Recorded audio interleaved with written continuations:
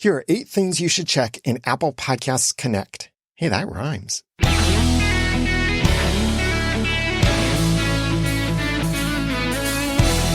Thank you for joining me for the Audacity 2 podcast. I'm Daniel J. Lewis. Apple provides a portal for you to submit and manage your own podcast in Apple Podcasts. It's called Podcasts Connect. And the DSers will hate it because there is that extra S in there, Podcasts Connect, and set podcastsconnect.apple.com. Plus, countless other podcast apps and podcasting tools rely on Apple's data through their free API, and that data is powered by podcasts that are in Podcast Connect. So whether your podcast has been an Apple podcast for years or you're just starting out, I suggest that you check these 8 things right away. If you'd like to follow along in the notes for this episode or review this so you can check those things while you are looking at the notes, get the notes a simple tap or swipe away inside your podcast app, or go to the audacity2podcast.com/check Apple. Or you could just look at the chapters if you're using an app that supports chapters.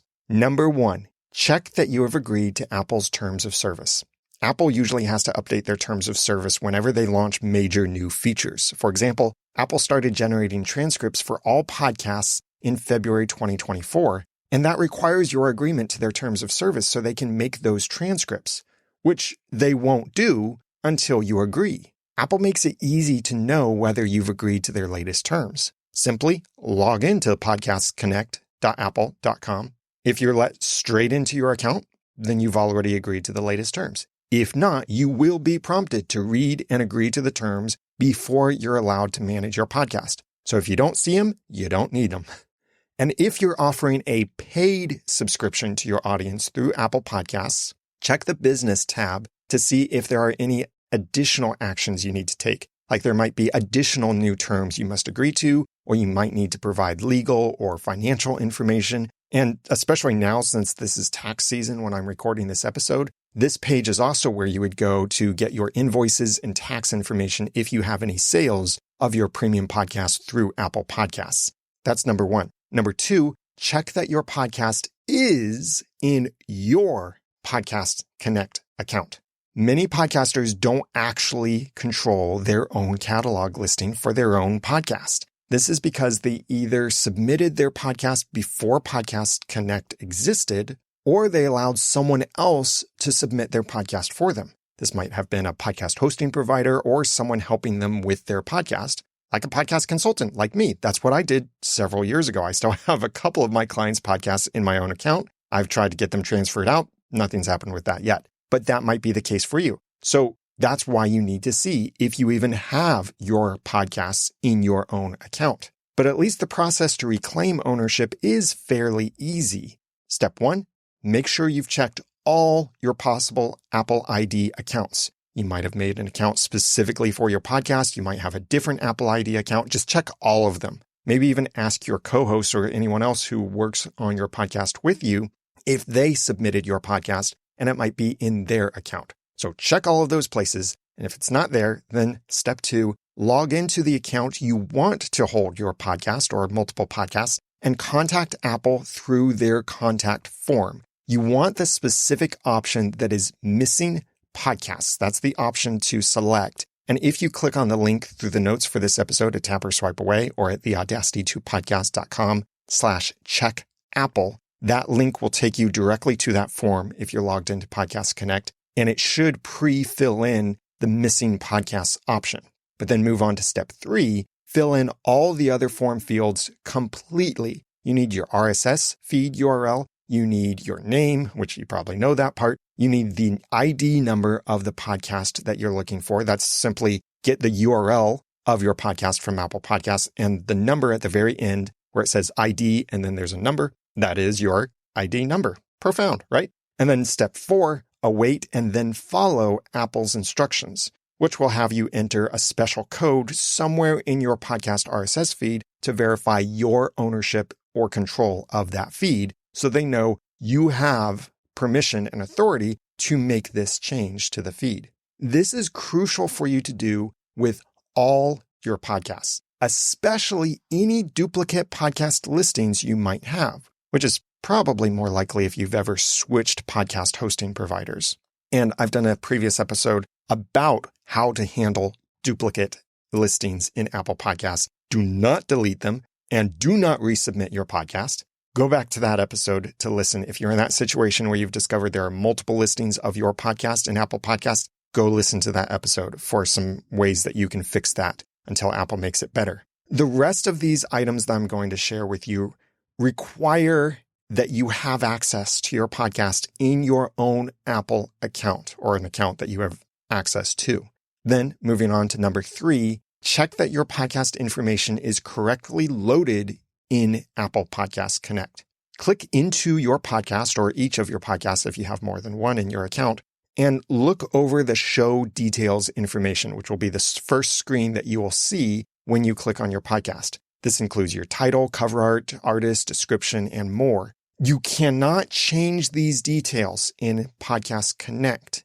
Instead, you would change these in the publishing tool that is creating your RSS feed. That might be your podcast hosting provider. That might be your website, like if you're using PowerPress to create your RSS feed. Whatever is creating that RSS feed, that's where you change this information. But viewing these details here lets you confirm that everything is properly loading from your feed into the Apple Podcast system. That's why you need to look it over so that you can know that it is displaying it correctly. And if you're having trouble, the first thing I suggest doing is validating your podcast RSS feed through any of the following 3 validators. And I have the links to each of these in the notes for this episode. Those would be Cast Feed Validator, Podbase, and a new one is TrueFans. Each of these have podcast validators that you can test and do test all 3 on your podcast RSS feed so that you can see if you have any errors or anything that you need to fix. This is if you're trying to fix a problem with your feed, like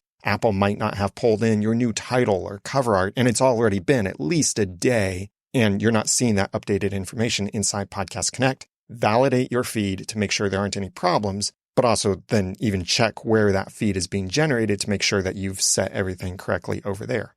Especially watch out for problems with your podcast cover art. Like if the dimensions are wrong, the dimensions are too small, the file is too large, it's the wrong file type. Most of the problems I see are with the podcast cover art. There are occasionally other really wacko problems that happen. Like I just helped someone recently with a problem. They were generating their podcast RSS feed through Drupal. That's a blast from the past. And the way that Drupal was set up was entering something that actually the validators did not catch as invalid in the RSS feed. And that was hyperlinked text in the title. I think that's what it was. In the title for every episode and the title for the overall podcast, hyperlinked text was in there, like with the href tag. And I think that's what was breaking the feed. And surprisingly, the validators, at least at that time, didn't catch that. That's where sometimes you just need to make sure that you're using a good podcast publishing tool. Moving on to number 4, check the optional podcast information fields. On this same show information page are several optional fields that you should populate or verify if they already have information in them. Currently, these include update frequency, content rights, and show contact information. And that information is especially important if you've removed your email address from your RSS feed, because Apple needs a way to be able to contact you about your podcast. So if your address isn't in your feed, put it in here through this field or verify that's correct if it's already entered. This information is proprietary to Apple Podcasts and thus, currently, not pulled from your RSS feed, like especially the frequency information in there. That's not pulled from your RSS feed, at least not yet, although we do have an option for that in Podcasting 2.0. But to set that frequency of how many episodes you publish in a certain amount of time, that kind of thing, you would set that inside of Podcast Connect for your podcast. Number 5, check your Apple Podcasts distribution availability. And this affects other apps too, not only Apple Podcasts. Switch to the availability page, and there are 2 important options to ensure your podcast can be discovered by as many people as possible. The first option is countries or regions. I recommend setting this to, quote, make this show available in all countries or regions, unquote. You can click into the edit view to ensure all 175 countries are selected. And that 175, that's the number now. Many years ago, it was 155. They added 20 more. Someday in the future, they might add more countries to that. So just make sure all of them are selected. And there's an easy select all, select none option in there. Now, despite this option, even if you select everything in there, some countries still block explicit content. And it seems like communist China blocks almost everything anyway. Like the Audacity to podcast is not available in the China Apple Podcasts catalog. I guess maybe I said freedom one too many times, which maybe one time is too many for communist China. Second option, moving on quickly, distribution. I recommend enabling this option and make sure it is enabled. It says, at least at this time, it says, quote, make this show available for distribution, unquote, which why would you not have that option checked? This ensures that countless other podcast apps and podcasting tools using the catalog API from Apple Podcasts will be able to see your podcast. For example, Pocket Casts, Podcast Addict, Overcast, many other very popular apps have for many years used the Apple Podcasts API for search and for the catalog and everything. So if your podcast is not visible in the Apple Podcasts API, then people could not find it in those other apps. So if you uncheck this, it makes your podcast not available through the API. So people with those other apps would have to manually subscribe to your podcast. They wouldn't be able to search for it, and you wouldn't be able to easily link to it in any of those other apps. But this is thankfully the default option. So make sure that both of these options are set this way so that you have the maximum reach. But if for some reason you don't want your podcast available to as many people as possible, then you can change these options to limit your reach. I don't know why you would want to limit your reach and reduce the size of your audience like that, but if you really wanted to, you can do that now. Number 6, switch the transcript default to your provided transcripts. On the same availability page is a third option that I feel defaults inappropriately. It's the transcripts option. For some reason, Apple's, at least current, default is to use only their auto-generated transcripts for your podcast. So regardless of whether you're already using Podcasting 2.0 transcripts, which I talked about in a previous episode about how to use podcast transcripts, I suggest switching this option to the other option that, at least right now, is not the default. And that option currently reads as this, quote, display transcripts I provide or auto-generated transcripts by Apple if one isn't provided, unquote. I think that's the way apps should behave anyway. They should use what you supply first and by default and generate their own transcripts only if you don't provide your own, through the Podcasting 2.0 transcript feature, that is. But you should also note that there is no way now to disable all transcripts for your podcast. That's part of the terms of service you must accept for your podcast to remain in Apple Podcasts, is for it to have a transcript. If you really wanted to disable transcripts, and I don't know why you would have to either edit every episode in Podcast Connect to use a custom episode-specific setting to not use any transcripts, and the only way you can get to that don't use anything option is by editing every single episode through Podcast Connect. Or you could provide, through the Podcasting 2.0 transcript feature, a nearly empty transcript file for all the episodes that you don't want to have transcripts, and you'd put that inside of your episode in your RSS feed. And you could share that same file in the same URL for all of your episodes. So it's not like you have to create a new one every time. But why would you do this?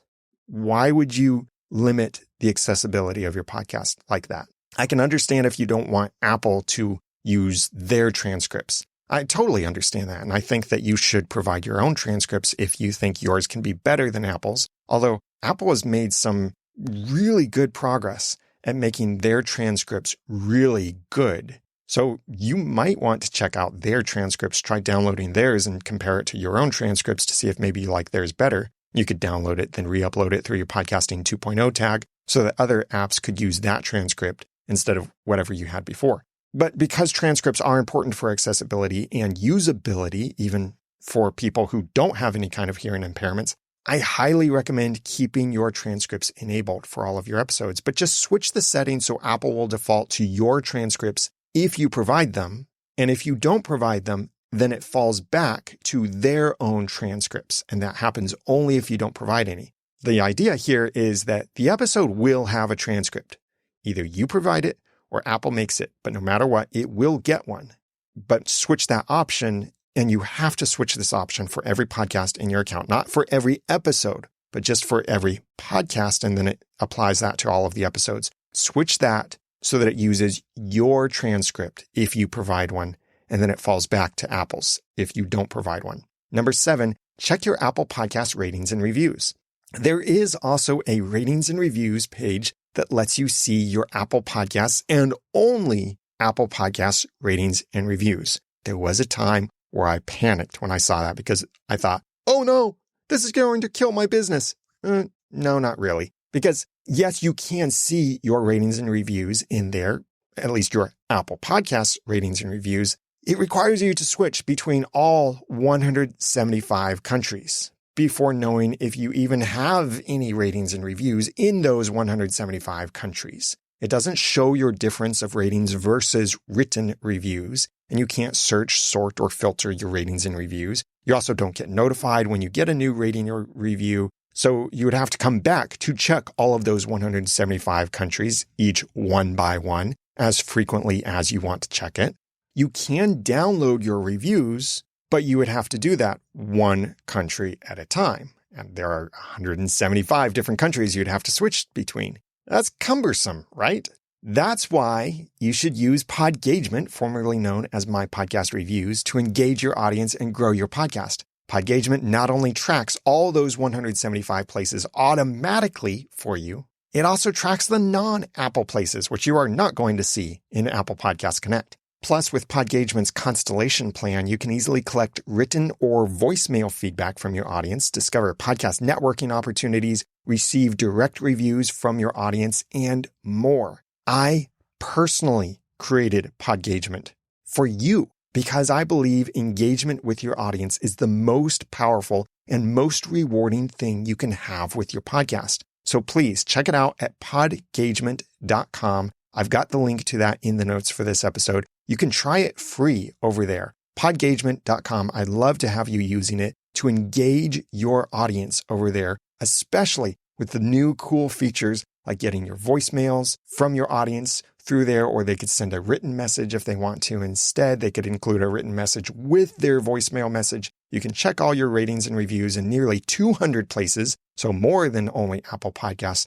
and so much more over there. I enjoy using the tool myself, and I did personally create Podgagement, version 2.0 of My Podcast Reviews. It's Podgagement now. Check it out at podgagement.com, or you can continue to do things the manual way, especially clicking thousands of times inside of Apple Podcasts Connect to see your ratings and reviews from only Apple Podcasts. Moving on to number 8. Check your Apple Podcasts analytics. Lastly, but probably most exciting, are the podcast stats you get from Apple Podcasts. Remember, though, these stats measure consumption only in Apple Podcasts. So any numbers you see will be a smaller subset of your audience.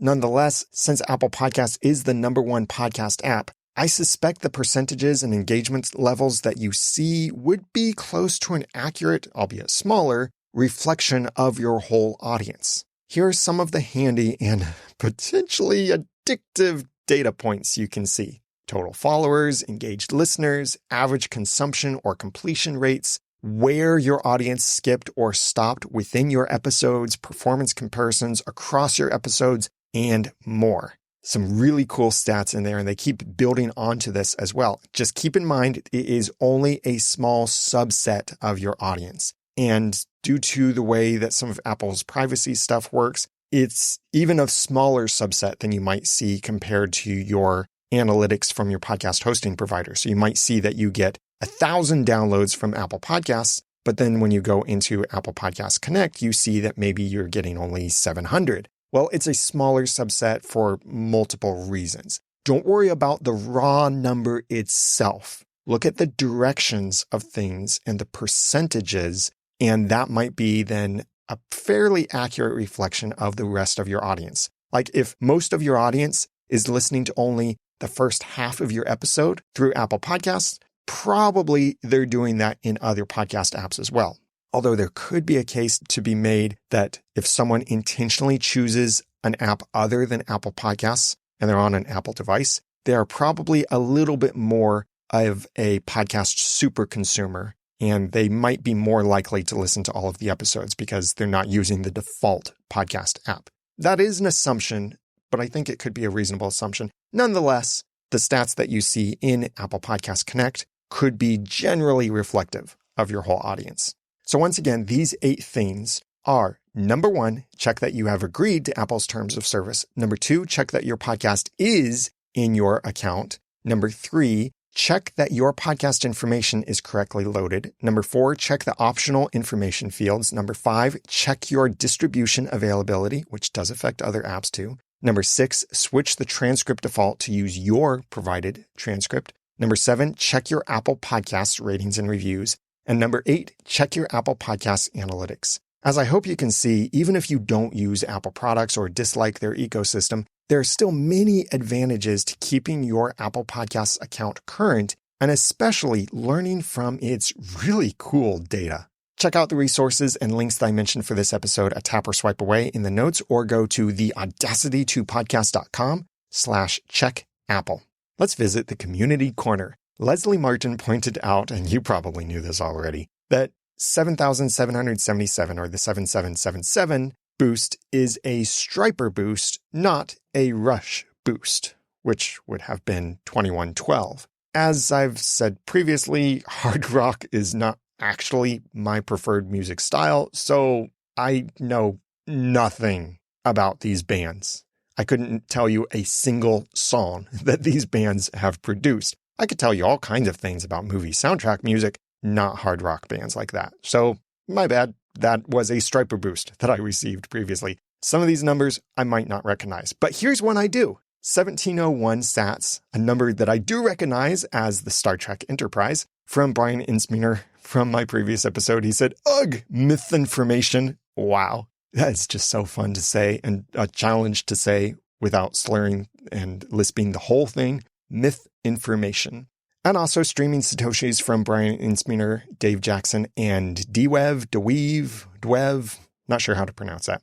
But thank you very much for those streaming sats. I really appreciate those. If you would like to send a boostergram or stream some Satoshis to the Audacity to Podcast, I would be very grateful for that. Or if you just want to send a donation, your app might have a boost button or a donation button. Tap both of them. Send whatever you feel the podcast is worth to you.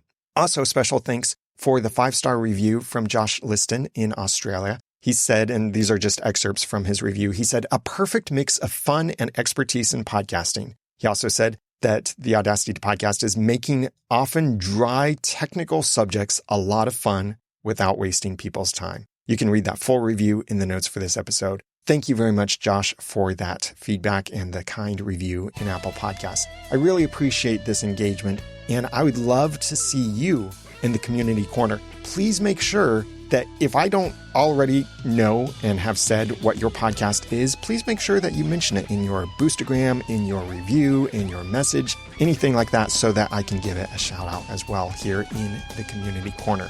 Now that I've given you some of the guts and taught you some of the tools, it's time for you to go check your Apple Podcasts Connect account. Or start your own podcast and grow it for passion and profit. I'm Daniel J. Lewis from the Audacity2podcast.com. Thanks for listening.